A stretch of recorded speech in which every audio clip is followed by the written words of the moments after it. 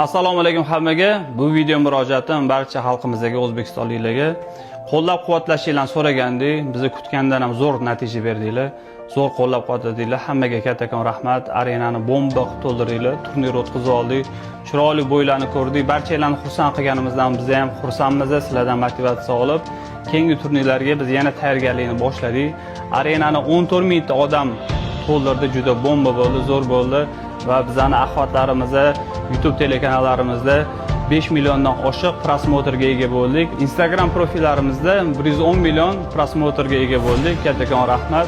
Har bittanglarni e'tiboringizga kirganimizdan xursandmiz. Albatta, ish bo'lgan joyda kamchiliklar bo'ladi. Biz o'zimizdan ustimizda ishlaymiz va xato kamchiliklarni to'g'rilashga harakat qilamiz.